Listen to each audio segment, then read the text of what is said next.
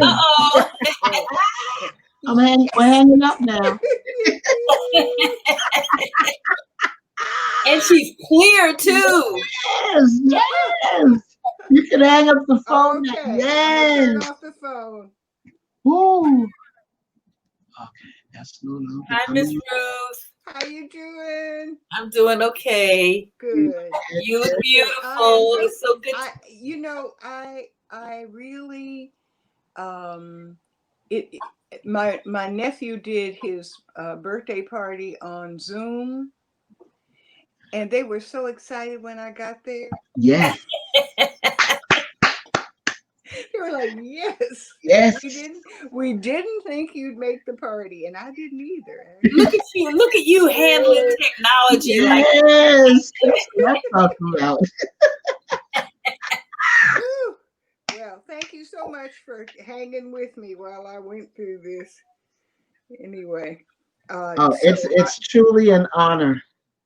Oh, it's my pleasure entirely. I told Deborah, first of all, I really have to say that I am so impressed with the work that Deborah and ASALH have done over the years to remind us of this important milestone in African American history, which is just like Memorial Day, way overlooked and consistently, I think, and consciously ignored.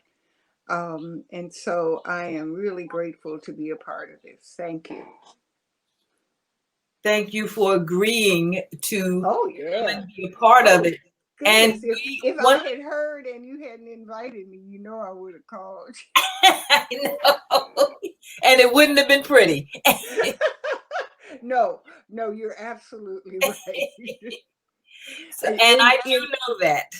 Yes. One of the things that we know we need to do when we do Remembrance is we need to check with one of our elders. Yeah. To allow us to open the way and to open the program. So we want to ask you, can we speak? Can we open this program? Can we? Indeed, absolutely, with blessings and with the honor due to our ancestors. On their behalf, I say, indeed, yes. I would like for you to kind of speak to us a little bit about the importance of honoring ancestors. Surely. In my day, when I was a child, and I would go to visit someone who was an elder at that time, one of the questions to be answered, always asked, was, who are your people? And that was the occasion when you said, I am the daughter of, who is the daughter of or the son of.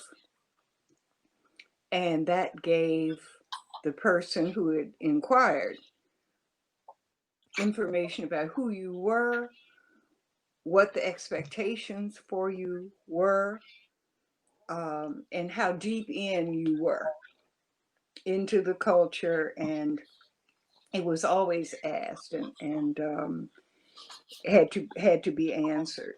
In my case, I don't go deep. I really know very little. On my father's side, I have a really good idea of who my great-grandparents were. That's as far back as I go. With my mother, I go back only to my grandparents. And one of them is, her lineage is questionable, and my brother and I have many theories and opinions about, who her parents were, and what that was all about. But the significance is your lineage says what the expectations for you are as a child.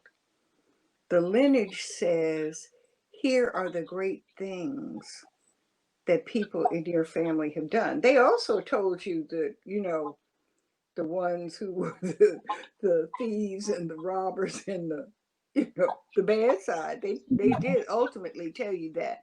But first they told you about who got land first, what they did with the land, what they did with their resources, the children that they had, and what they became. And in the center of all that, of the elders that I knew, was you will get an education. If you don't do anything else in your life, you will get an education and you will share with other people.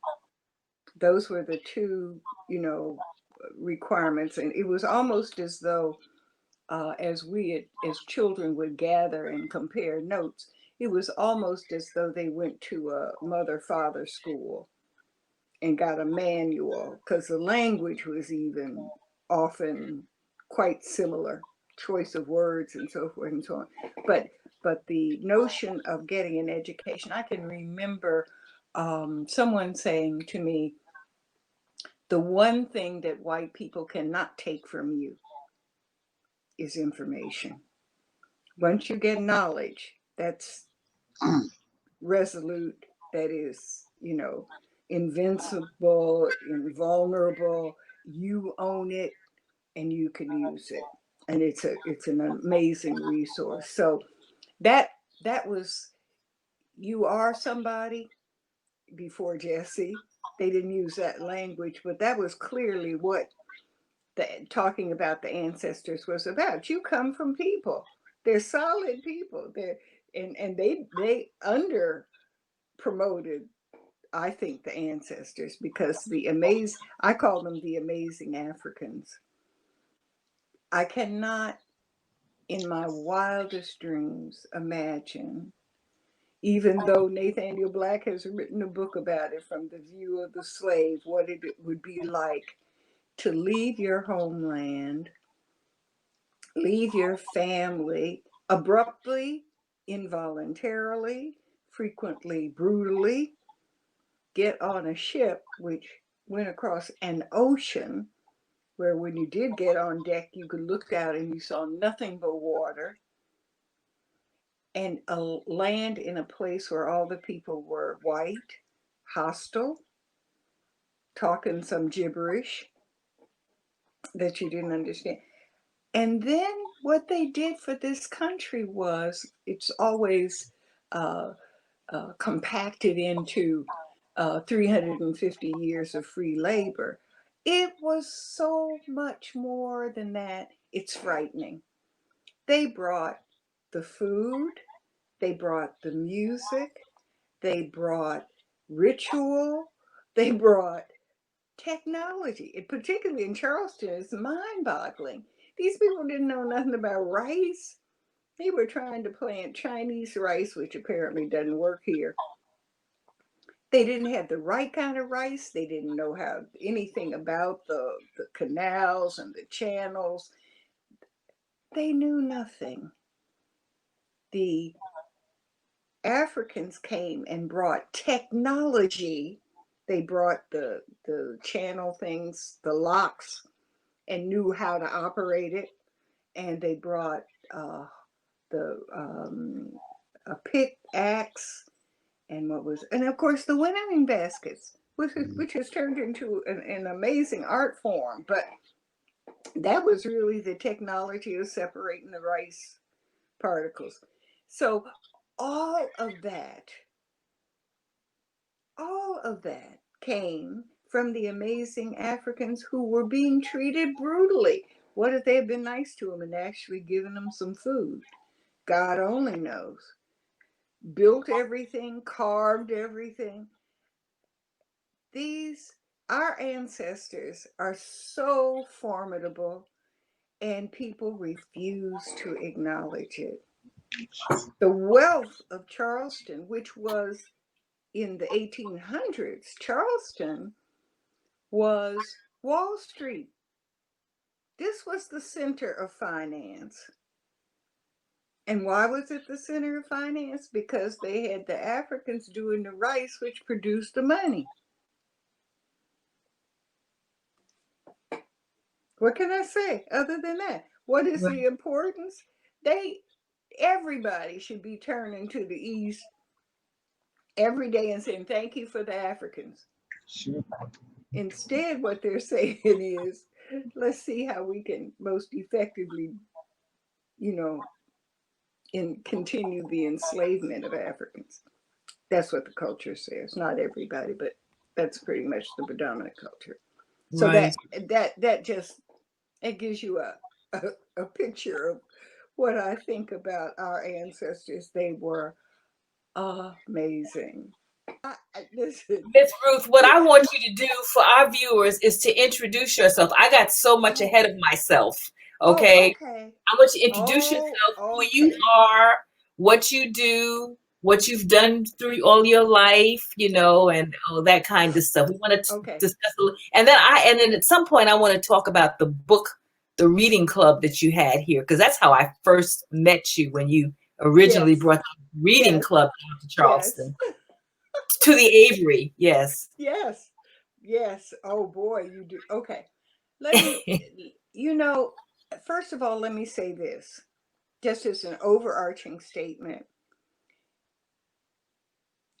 I have been so privileged in my life, I cannot even begin to enumerate the wonderful opportunities that I've had in my life. Now, I attribute some of that to the fact that I am not a passive person.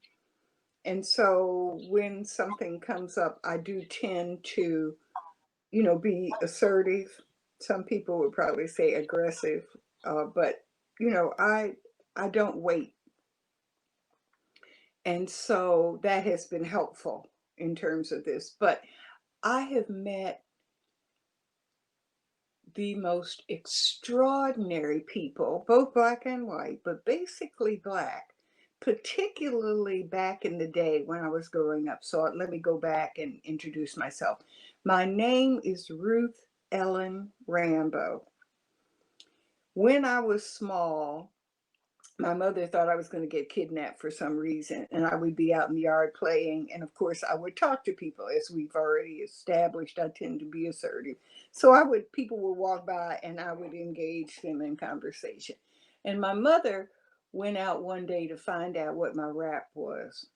And my rap was, my name is Ruth Ellen Rambo, and I have a brother, and he can cross the street all by himself. Get to that. So what we know is I had an older brother who I idolized and probably still do, though I'm much more aware of the clay feet than I was then.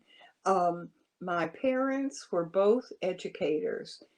My father was principal of the de facto segregated school, elementary, junior high in Cincinnati when I was growing up. My mother had been an English teacher, English professor in college, on the college level. And in fact, that was the way she met my father. And so I like to say I was born with chalk dust in my veins.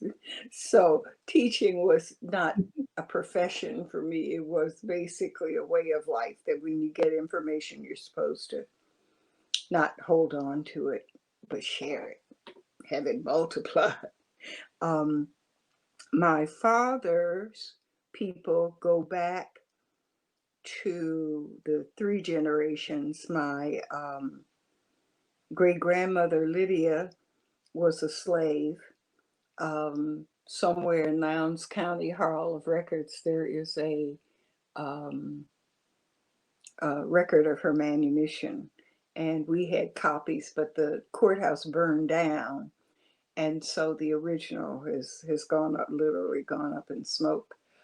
She married her slave owner, and they had 4 children, one of whom was my grandfather. I know very little about my grandmother, except I have her middle name. Her first name is my middle name.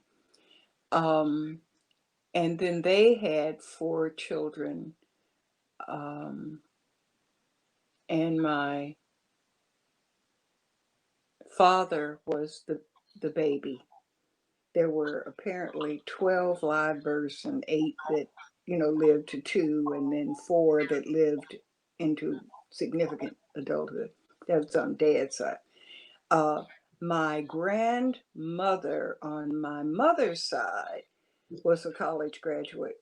So at 80 years old, I think I may be one of the few Black women who can say I'm a third generation college graduate, because my grandmother's mother would have been a slave, I'm sure. So, but I don't know, I don't know all the people, and I don't know the circumstance. But anyway, the context was that I was born to these middle class Black people who were into education.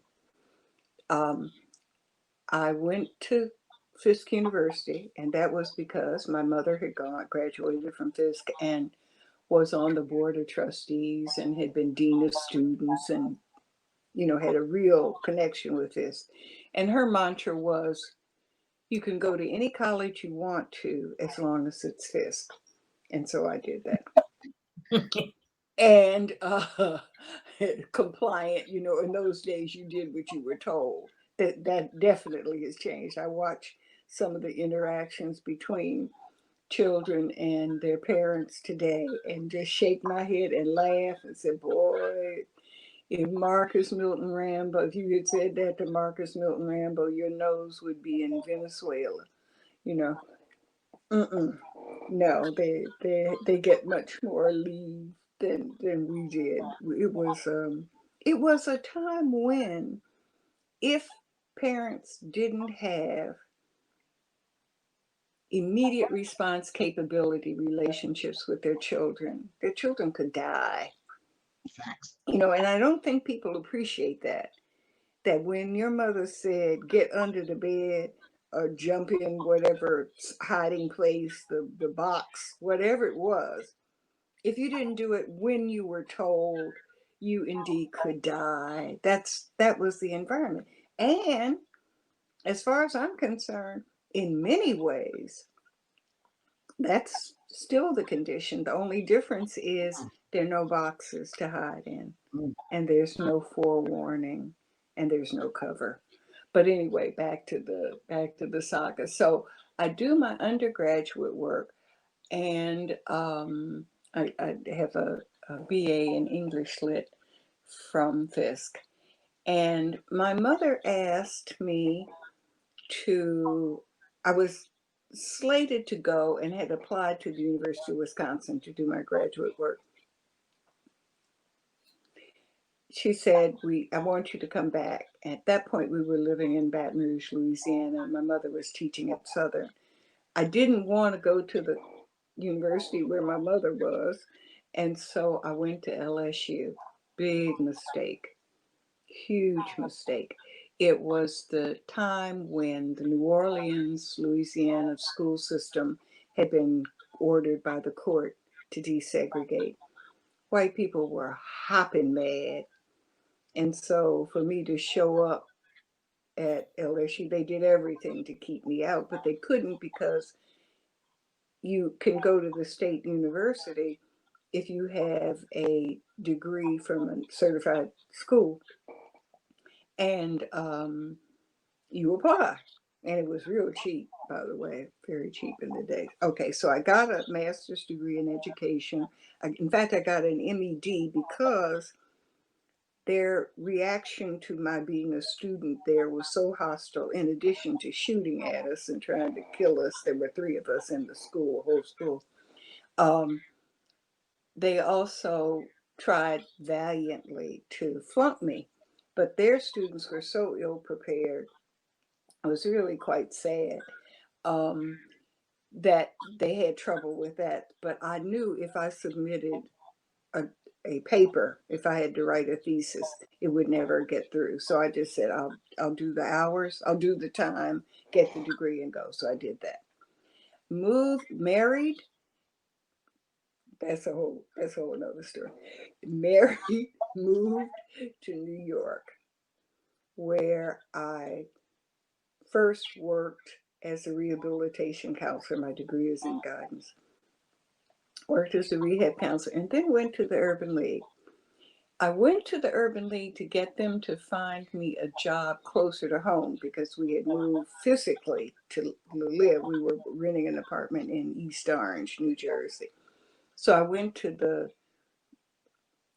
Essex County Urban League to help them, to get them to help me find a job. They hired me. And so I worked for many years as in various capacities with the Urban League, both that local, one of the locals in Elizabeth and one in Boston. I was the acting director of the Boston Urban League. When I went back to school, during that time, I was a fellow at MIT in urban planning.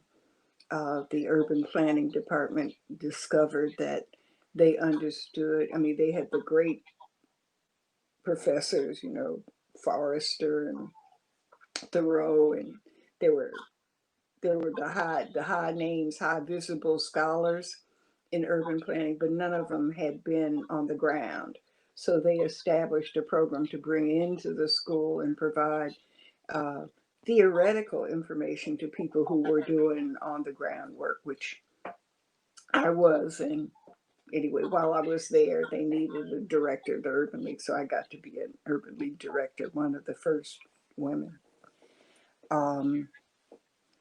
Then I finished school, went back to where I was working, which was Newark, Essex County, Newark.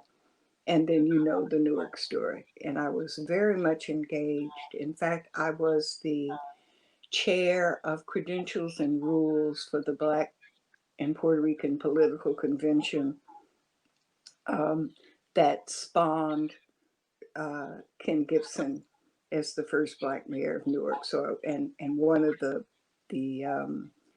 people running on that ticket for the South Ward Council position was Sharp James, who later became mayor of Newark, neither of which distinguished themselves in any way except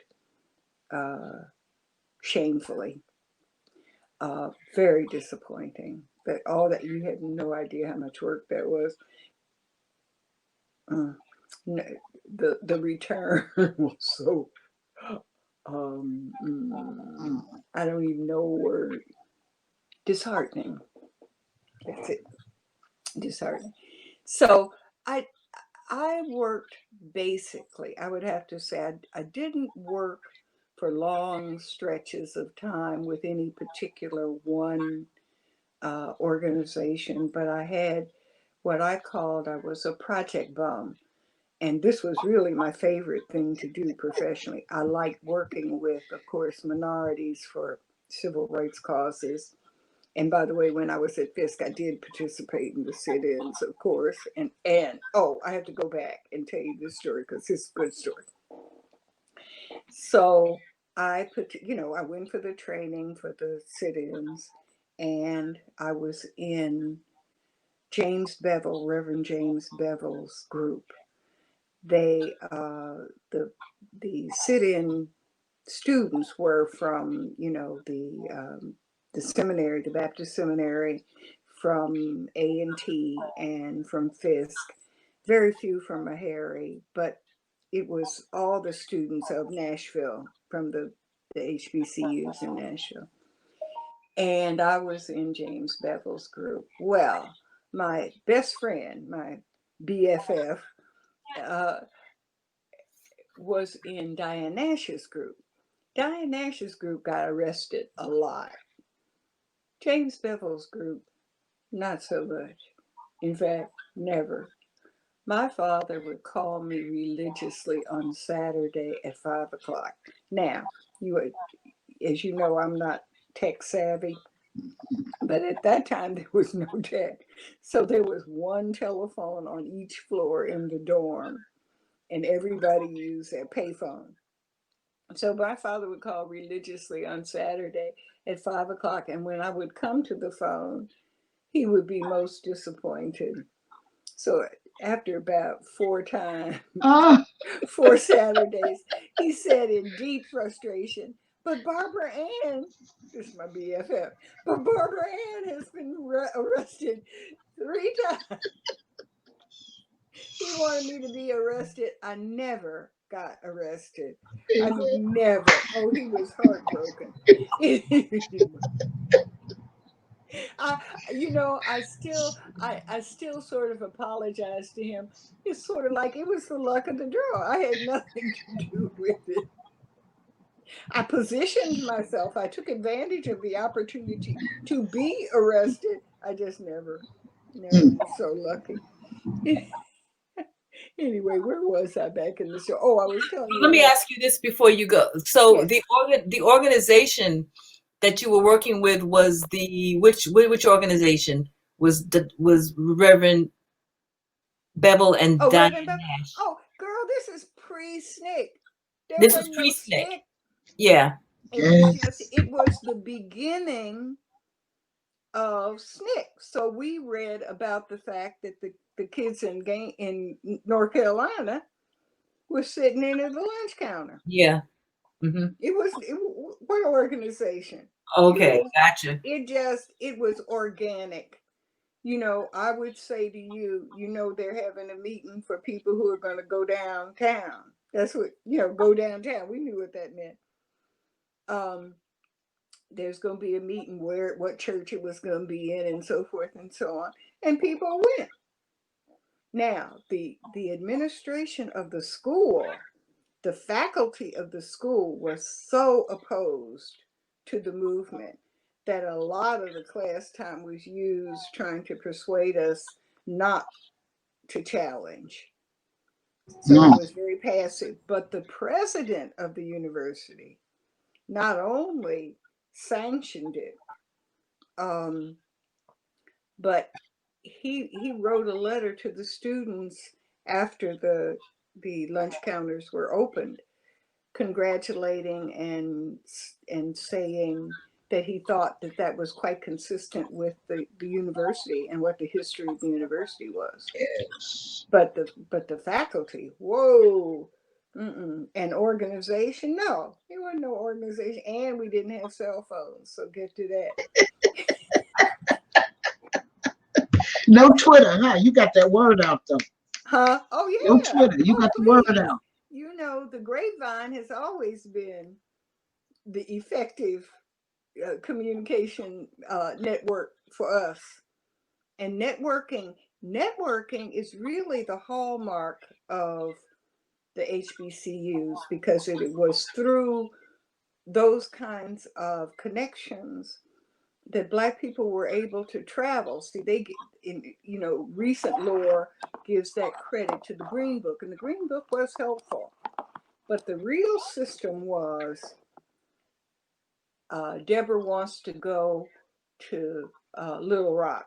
She and her family are going to drive to Little Rock. She says, "I'm going to Little Rock." I say, "Oh, let me give you my friend Gwen Plaw's address. And you write her and tell her that I sent you." And so Deborah would write Gwen and say, "We're coming, Tuesday, blah, blah, blah, blah, blah, blah, blah. Can you help us find some place to stay?" And Gwen would write back and say, "You stay at my house, where it is, how to get there, so forth and so on." And that's how it worked. And that is exactly how it worked. There was no money exchanged. I'm sure, people brought things but it was because of connection. It's sort of like, in the movies when the guy goes to a speakeasy and knocks on the door and says, "Joe sent me." It was kind of like that, only much more formal, and took a lot of planning, distance estimating, what time, and all of that. It was quite something. The Green Book was most useful. I'm not trying to say that it wasn't, but the real bottom line was who knew somebody. And that was the coin of the realm, was the connection. And most of those connections came out of the HBCUs.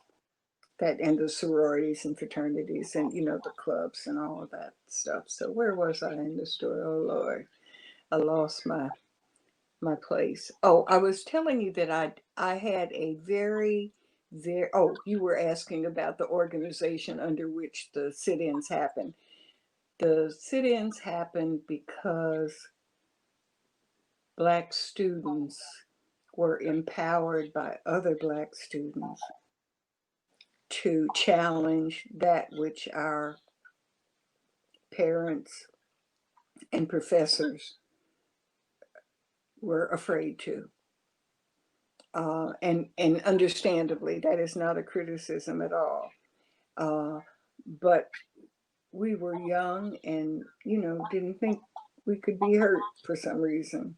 Somehow you think that when you're 18, you don't think that somebody's going to try to kill you. Or we knew they were going to try to hurt us, and they did.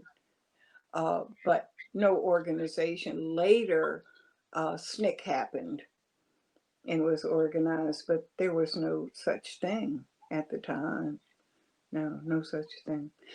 So where was I? Oh, I was telling you that I call myself a project bum because this is what I would do. There were lots of grants at the time. This was around the time and after the time that there were major riots. And at this point, I was in Newark, New Jersey, and we had a major riot. Whole nother story. And people there was OEO, Office of Economic Opportunity, under Johnson it was. And people were getting, poor people's organizations were getting funding from the federal government. So there were lots of projects to help veterans, projects to help adolescents get through high school, projects for tutoring, they were throwing money trying to keep the wolves at bay and to satisfy the Black community in some way to tamp it down because it was volatile and hot. And so these organizations would get the money and have an idea of what they wanted, and they had written a proposal saying what they proposed to do in order to get the money, but they weren't, or they had not had administrative or organizational opportunities. And so what I would do is say, give me the proposal, give me the timeline, whatever it is that they wanted and their special considerations and so forth and so on. And I would, rent the place and put in the telephones and help them interview the people and hire them and write the policy and do all of that stuff and get it up and running. And then turn it over once it was operational and moving fairly smoothly, turn it over to whoever had been hired as the executive director. I love that. That was the most fun. I think I've done it maybe 3 or 4 different times, major. I did one I didn't actually open up the one at the NFL Players Association, but I, shall we say, made it operational. Mm-hmm. So that's fundamentally what I did. And most of the projects that I worked on had to do either with young adults or minorities. So I was civil rights. Toward the end of my career, as it turns out, I got to do it for old people. So I worked for AARP. I retired from AARP. That's my mantra. I retired from AARP. And that's what I did. And I had a great time. And as I said, I met the most amazing people on my journey. Just amazing. Including you all, actually. The 2 of you are quite amazing.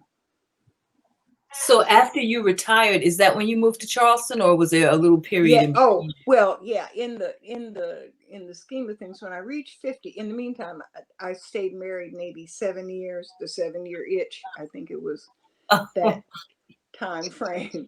And when I reached 50, and immediately on my birthday joined AARP, of course, I realized that I was responsible for me. The likelihood that I was going to get married again was becoming slim to none. And, you know, Prince Charming had not presented himself. I kept looking, but yeah, well, we won't, we won't go there. Anyway, I kept looking. I think I'm still looking. He didn't present himself. And I said, I in the words of Booker T, every tub on its own bottom. You know, who am I looking to take care of me? By this time, both my parents were dead because they had been mature when I was born. And I didn't want to depend on my brother. He had children. He's supposed to be taking care of them. He's not supposed to be taking care of me. And then that was the family. I had some cousins, but you know, that was the nuclear family. And so I thought, I need to be, one, saving more money than I am, and two, I need to figure out where I'm going to go live. I was in DC at the time working at the National AARP. And so I took my vacation and drove down the coast, the northeast coast. I knew two things for sure. I wanted to be warm and I wanted beach. I needed water and warmth. So I drove down and did the Northeast Corridor. I think I started at, I don't remember, somewhere in Virginia, and drove all the way down till I got to near Jacksonville. I went that far down. And I spent 3 days in the major cities on the coast. And I went to the Chamber of Commerce. I went to the Tourist Bureau. I went to the police department.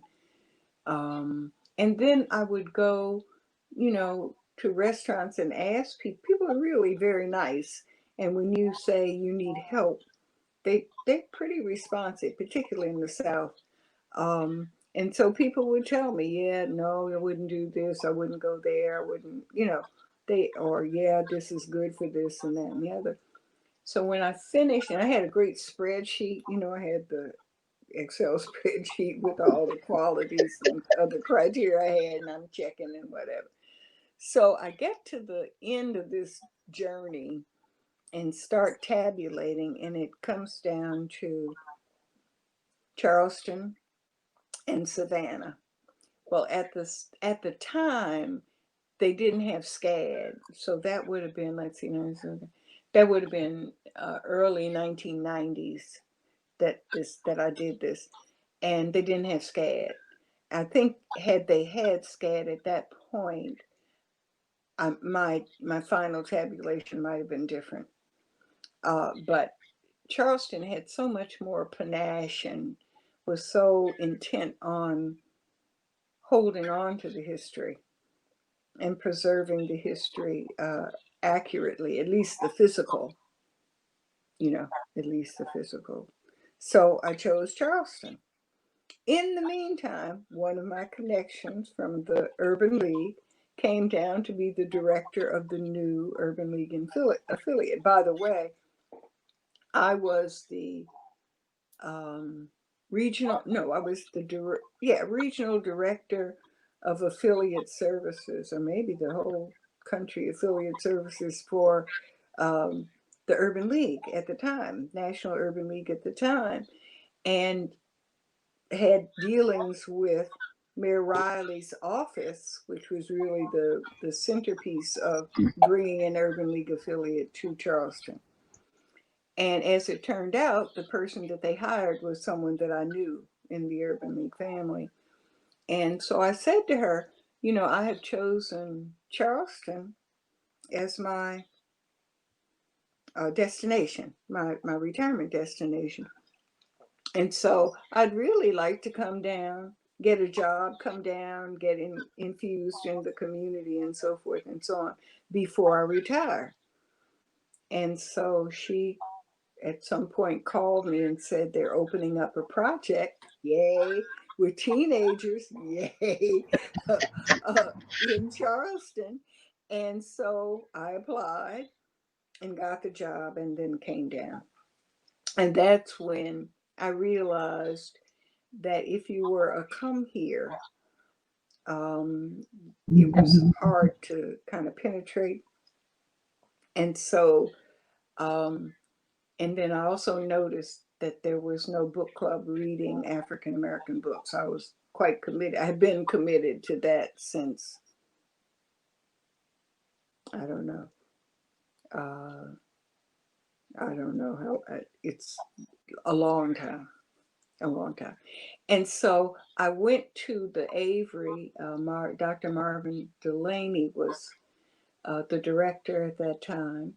And I said, I wonder if I could use the Avery room, a room in Avery, to have a monthly book club to do African American books. And he said, well, that's a good idea. Yeah, you can do that. I said, great. So I was planning to do this on a Saturday as a volunteer. He said, but I don't want volunteers doing something like that, so you have to be on staff. I'll give you some money. What was I going to say? No, of course not. So it wasn't a huge amount of money, but it was certainly. I think he was afraid that I would not be as dedicated to the task if I had money as opposed to not, which really wasn't true. But I was happy to have the change, and so we had the book club at Avery, and in fact, I run into people from the book club from time to time, Deborah. Okay, yes. Yeah. It was, and it was very.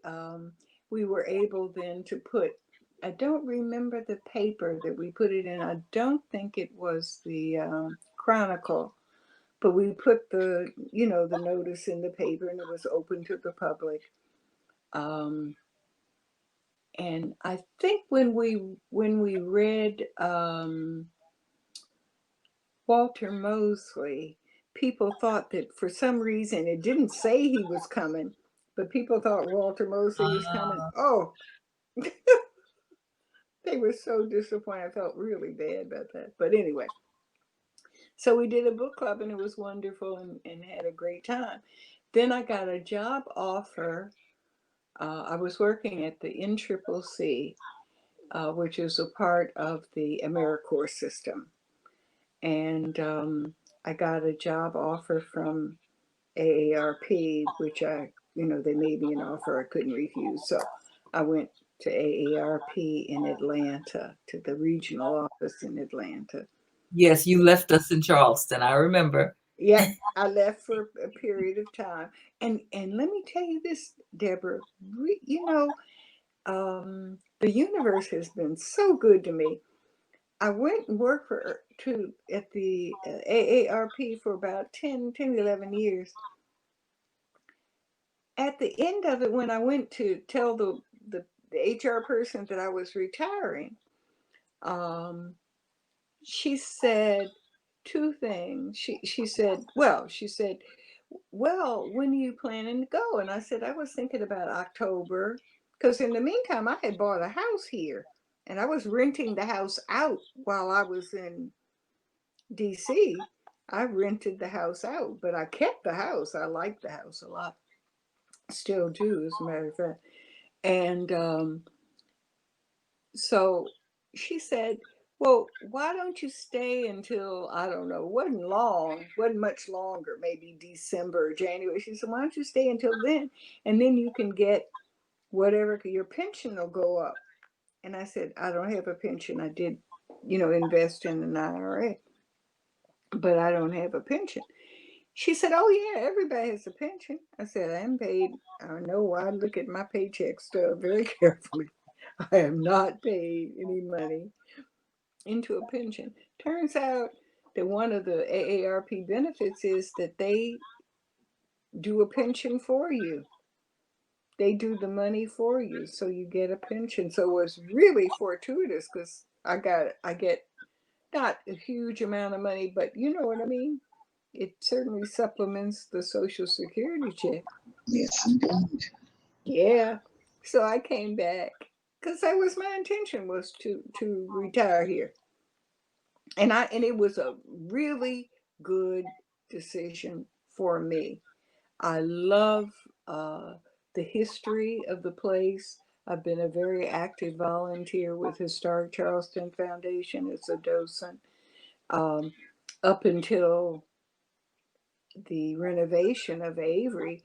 Um, you would have thought I lived in Avery or worked there or something, because it was, I mean, Avery really has It was a been. spot. I missed it. Oh, Woo! absolutely, I missed absolutely. it. In a way, it has been the continuous thread of keeping our cultural feet on the ground and keeping us Yes. solidly in Charleston, solidly Yes. African American. It is the place. It is absolutely That's why I the can't wait place. for the blue bottles to go back up. Girl, The I tree can't just wait. looks so I cute. can't wait for I mean, I do like the digital stuff, but there is something about being able to go over and say, "Well, Jim Campbell, how are you?" And getting a real voice and a real person yeah, yeah. I think that's it. Did I answer No, you answered everything? it. You answered it perfectly, Brenda. I saw.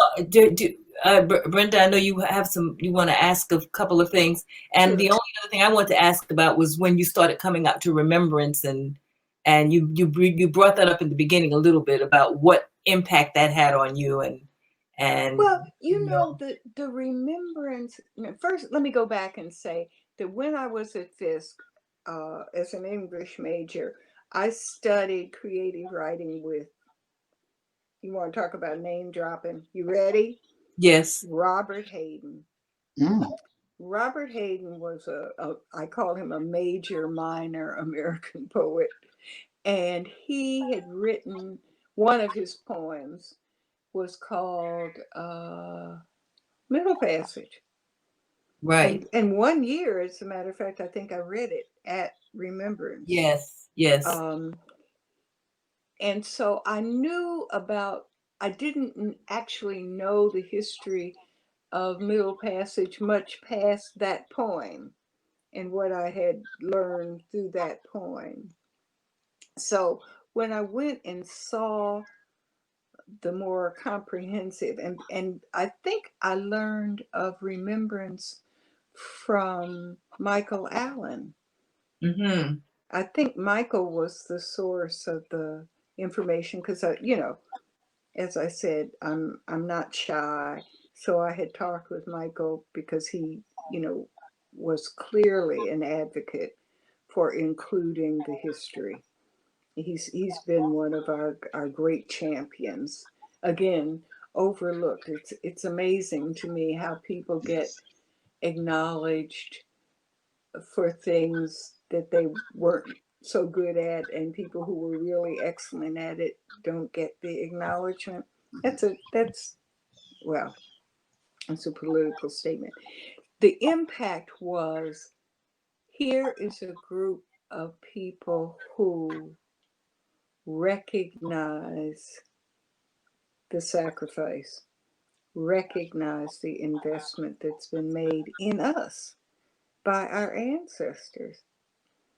Um, it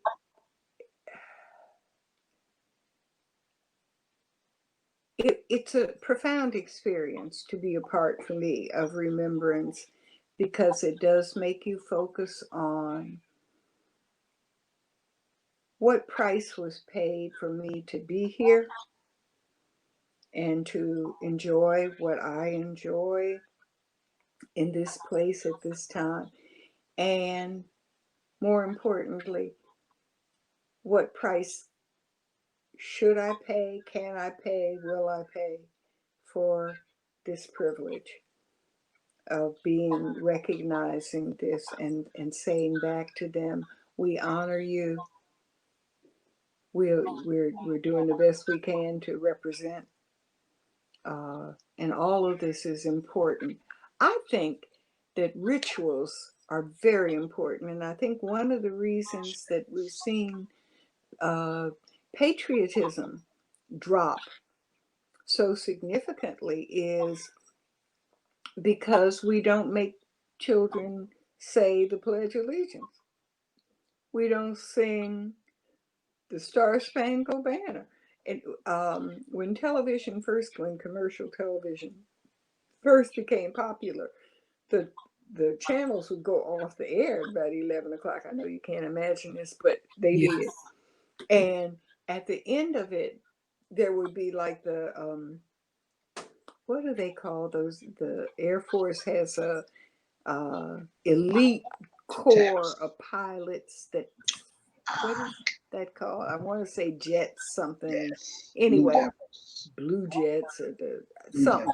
Anyway, it would fly across the screen and you'd see the smoke coming out of the end of the engines, 3 or 4 of these planes, and the flag would be billowing and they're playing the Star Spangled Banner.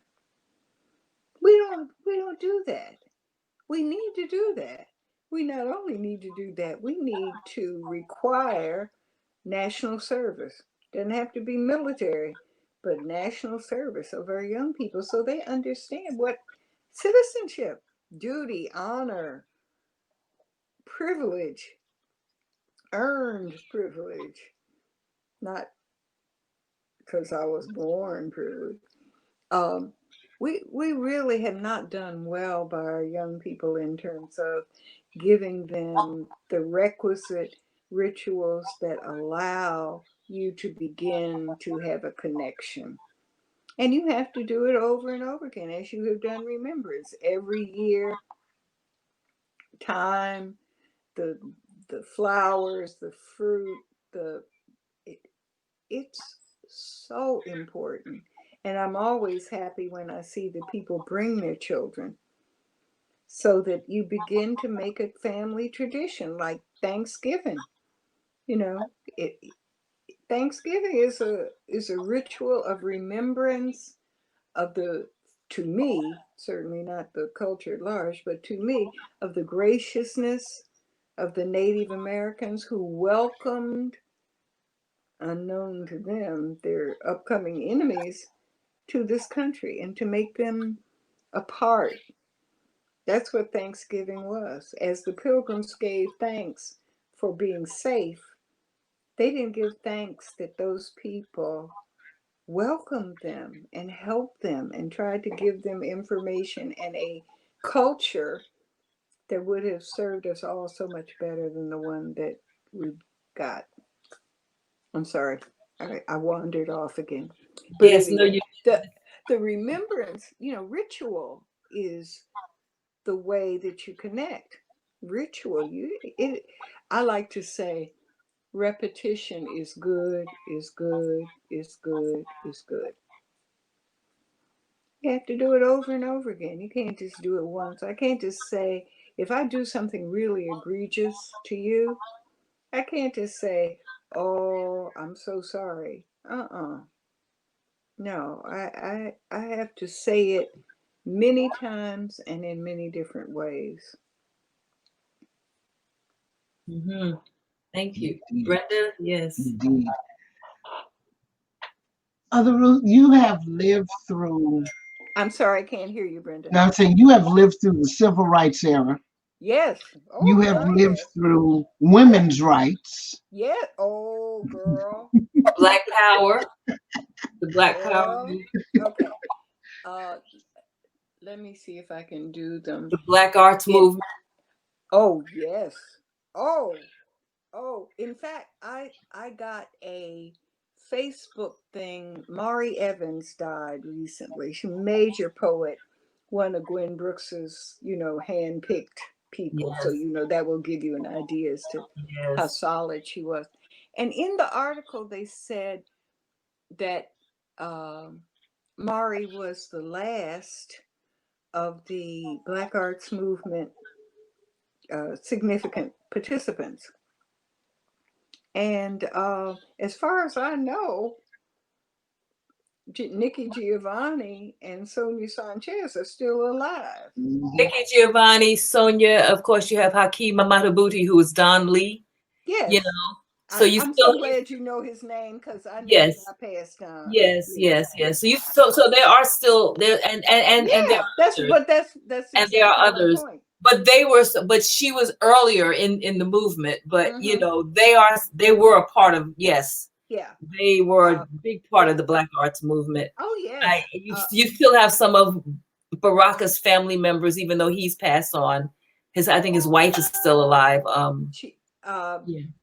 I think BB I is gone now. Oh, I didn't know. Okay. I'm not sure about that.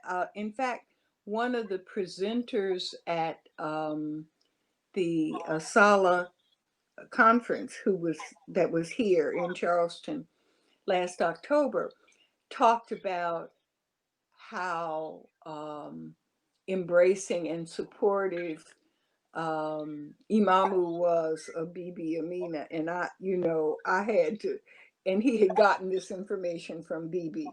And I said to myself, oh, anyway, yeah, let me go back.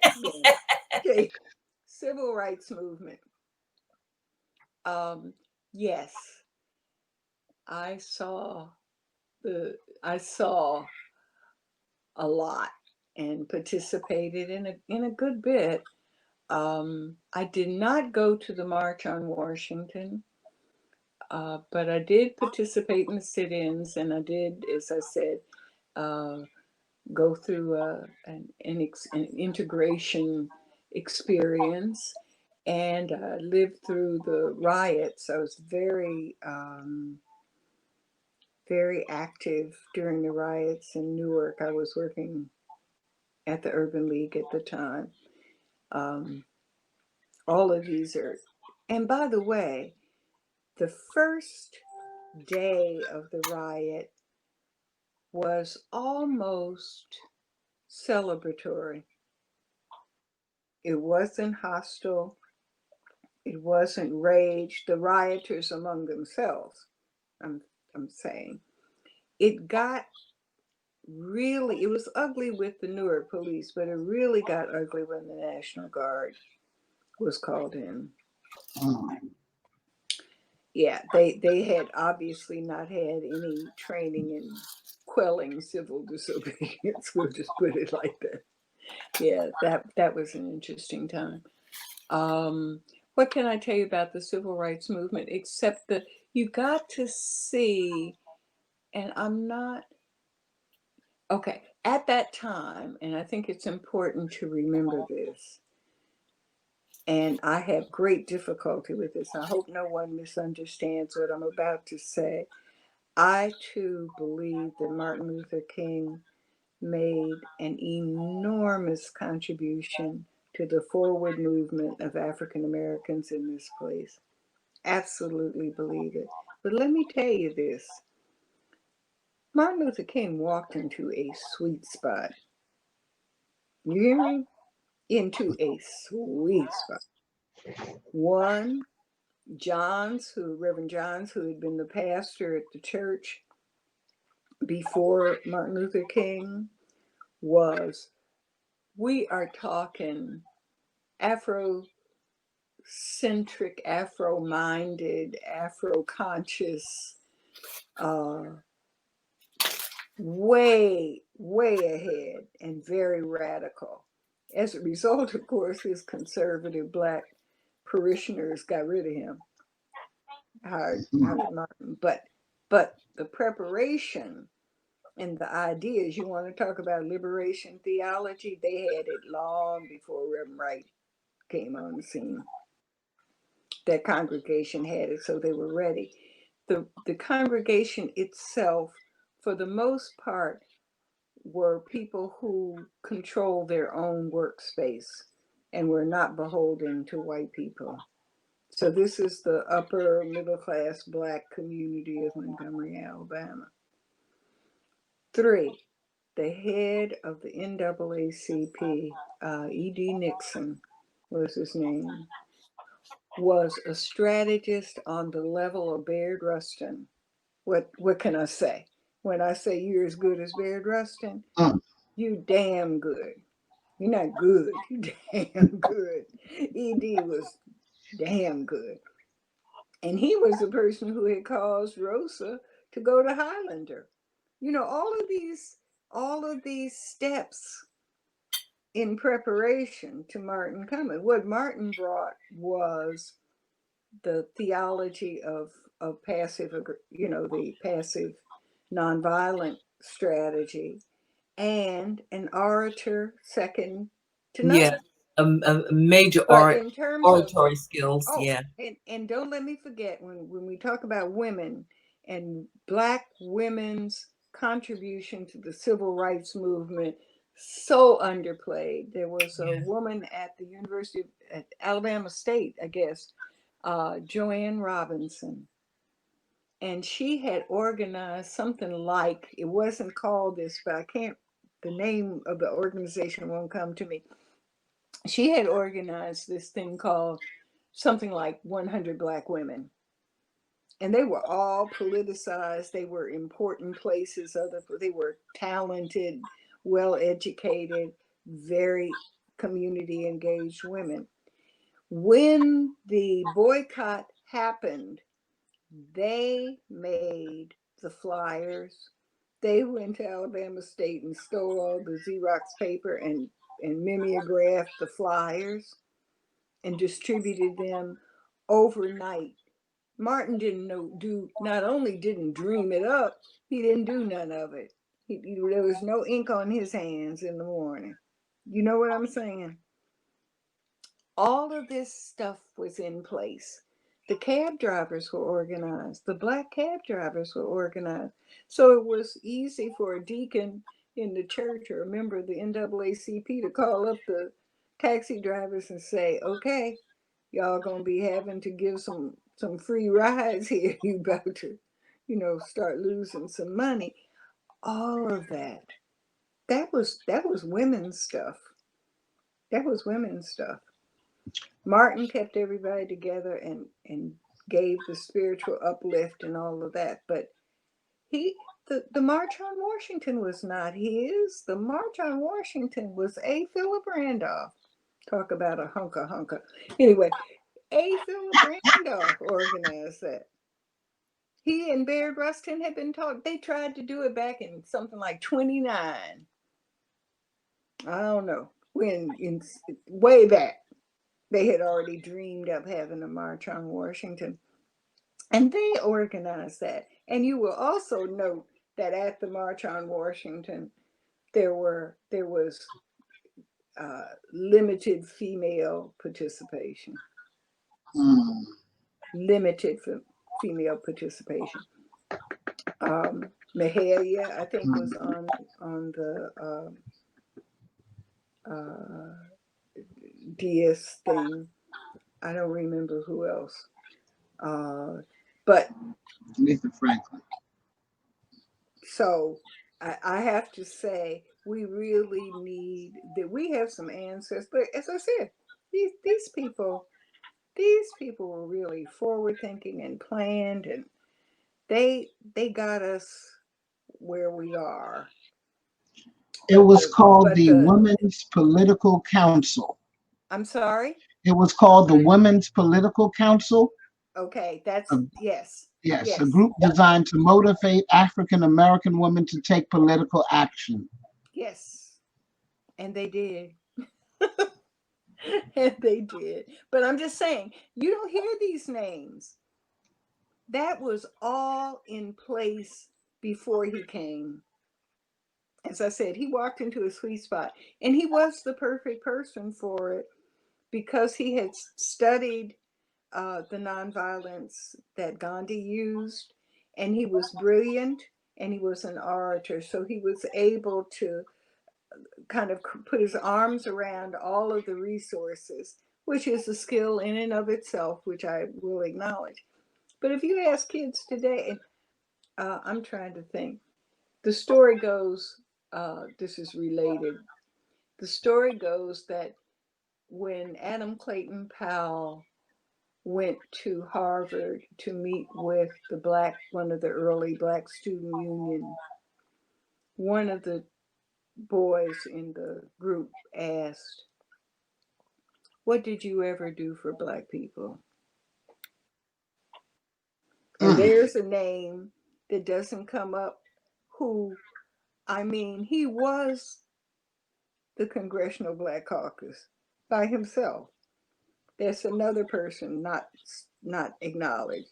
A. Right. Philip Randolph, not acknowledged. My favorite, the civil rights hero of my choice, who was Whitney Young Jr., who impacted where the money was. He went right to the jobs and economic development part, which is never discussed, which is so major. You know, none of these people are discussed in the civil rights. It was a big five. They used to meet together. James Farmer, A. Philip Randolph, Roy Wilkins, who was the head of the NAACP at the time, Whitney Young. Who did I leave out? Baird was certainly, not considered in that number. He was like the appendage to A. Philip Randolph. All of these people were major, and my girl with the hats, well, I can see her. Help me out. National Council of Negro Women, Dorothy Height. Dorothy Height was the woman who was, kind of included. She didn't always get to play with the big boys, but she was often engaged in that. So that was the leadership of Black community, and we don't have that. We don't have any of that. And the people who are, I'm not calling any names, but the people who are in charge of some of these same organizations now don't begin to have the comprehensive understanding, tolerance, patience, tactical skills. Because These people were formidable. given our social situation right now, Yes, right now, where it's hour by hour, yes, it's not even day by day, it's hour by hour. You're like, all we end up saying is, it's okay. And what was the frame of the murder this time?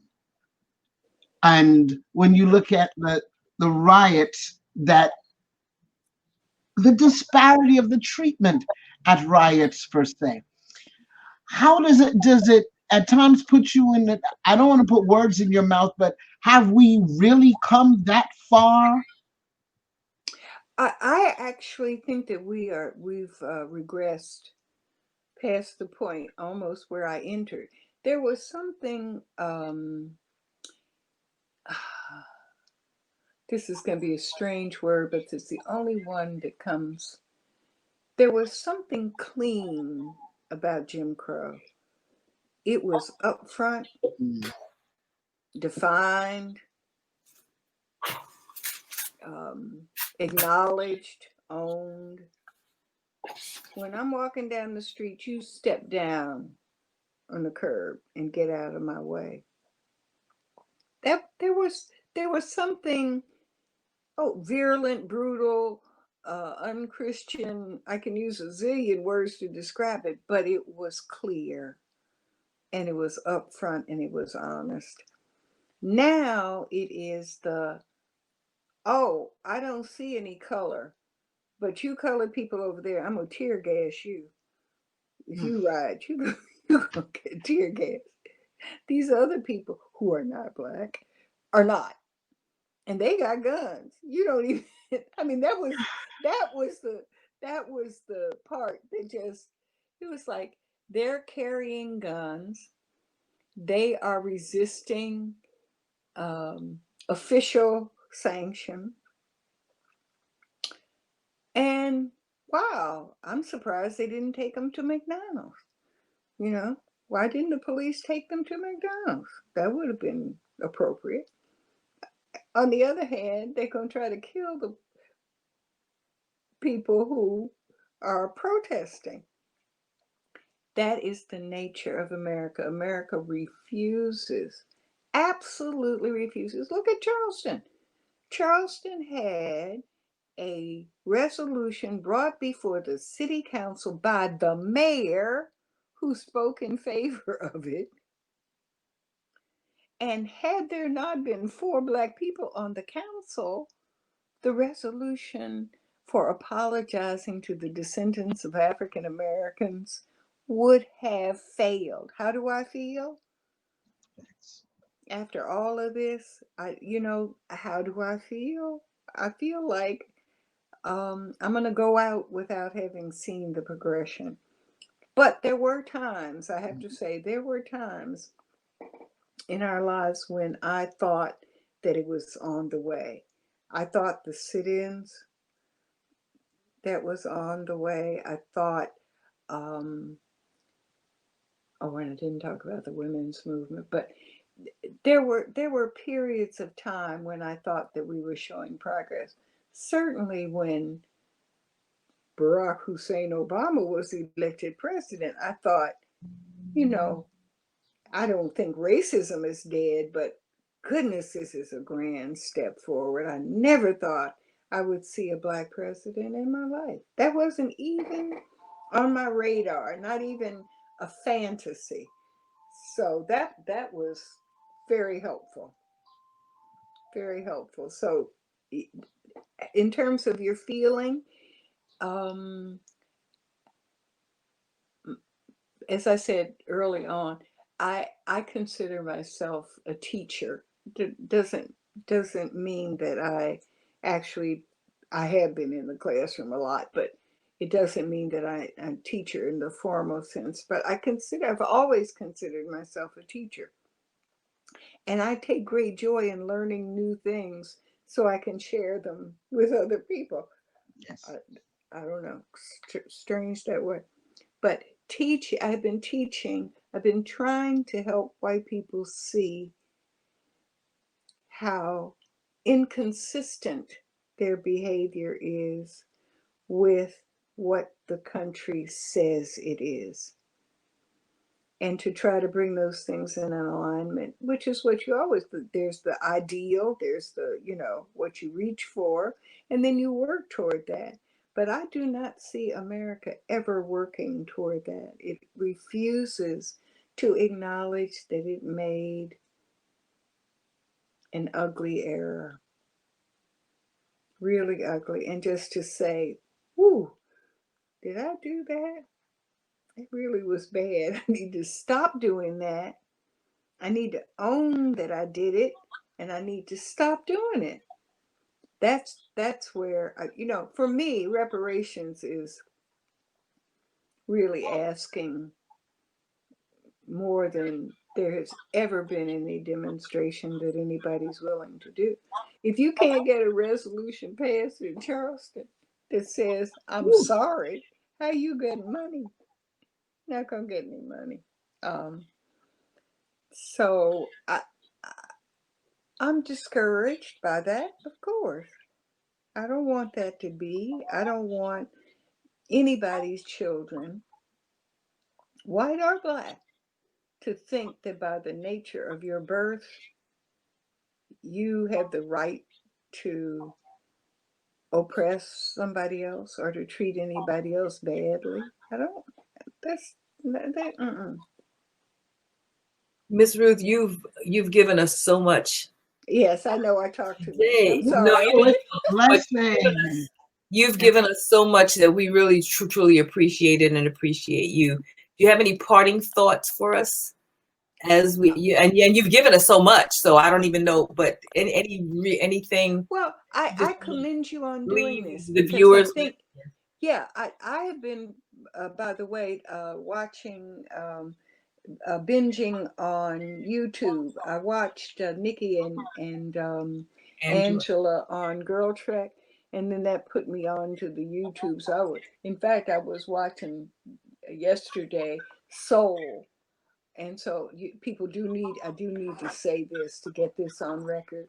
Ellis Hayslip is another person Right. whose contribution to the African American community was enormous. He produced a television show called Soul on NET, WNET in New York, and the kinescopes or whatever they did then of African American leaders, Imamu, Nikki, Toni Morrison, James Baldwin, on and on and on and on and on.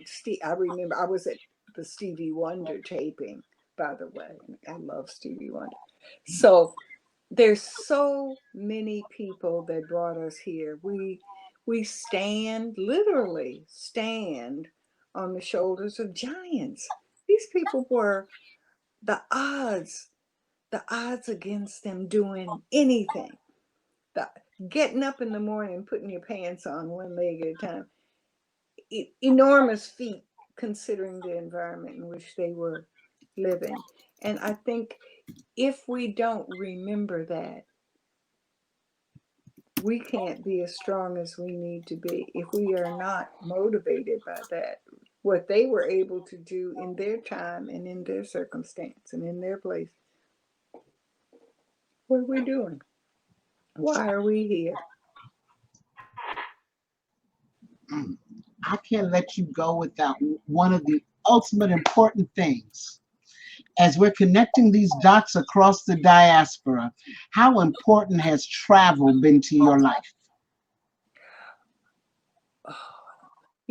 Okay. When I went on a trip to Ghana with Reverend Ruth King, who's a unity minister in Chicago, quite well known, very formidable. And she arranged for us to be met by a unity minister in Accra. He took us to the ocean and rebaptized us. And what he said was, when you left, we didn't know where you went. We didn't know what had happened to you. One day you were here and you had gone into the brush to get firewood and you never came back. And so we want to, welcome you back and reinstall you in your homeland. It was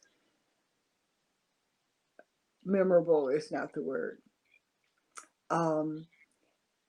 When we see who we are and learn more about all of it, it doesn't have to be Africa.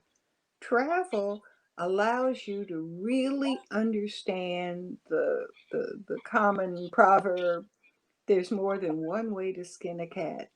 That we need to appreciate that our way is not the only way. There are other ways to do everything. And we need to embrace that if the end game is realized, then whatever the way was, fine. And stop the judgment and,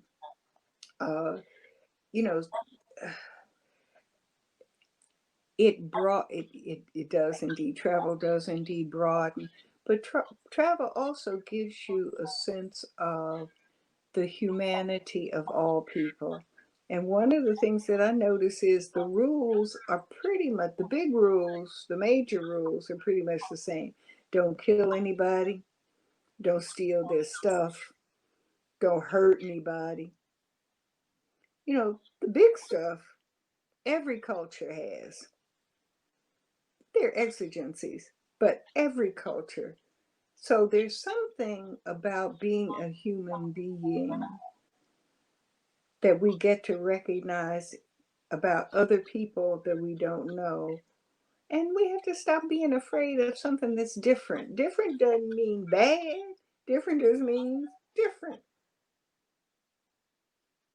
So deal with that. Why would you expect an elephant to act like a duck? or goat, I guess it's the right. What? What? He's an elephant. So yeah, I like to travel. That's one thing. And I like to meet new people. I'm not so good at languages, but I also find that charades is very helpful. You know, you communicate on the basic stuff. Yeah. I've been blessed today in more ways than one. See, this is why I miss those asylum meetings, because I just sit in the corner and just listen to y'all just go through history. Well, we would love to have you come, and now we're zooming. Ooh, So yeah. This year, ASALH is focusing on the vote, and voting. The young people do not know. Talk about things that we have failed to tell people. Young people don't know what we paid for the vote.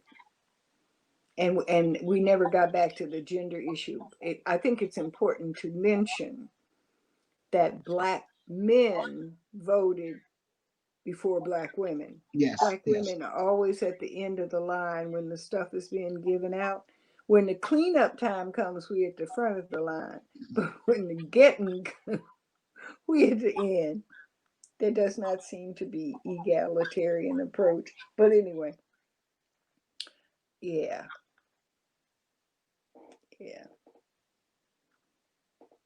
Thank you To vote. so We much. need to vote. Yes, We need to get, I don't care what, I don't care how inconvenient it is.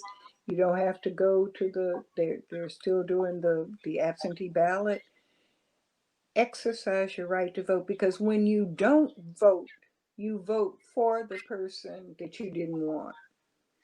Exactly. And that's what It they're is a not hanging vote. on to. It is a vote. Not voting is a vote. And we are so slow. The Americans in general. I mean, who ever heard of having a franchise to choose who your leadership is going to be and only a third of the people vote?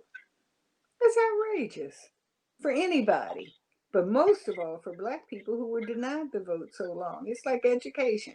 You don't want to get educated? You should know how valuable it is because there was a law against you learning how to read. Does that tell you anything? You should. But anyway, vote yes. Don't get me started. They need to hear it sometimes. They're not getting the wisdom that they need to get.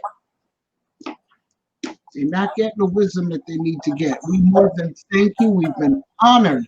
And our elder. Thank you. It's such a pleasure. And anytime I can be of help, I'm here. thank you, Ms. Ruth. Take care. Thank You you. have a good afternoon. Bye-bye. Bye. Bye.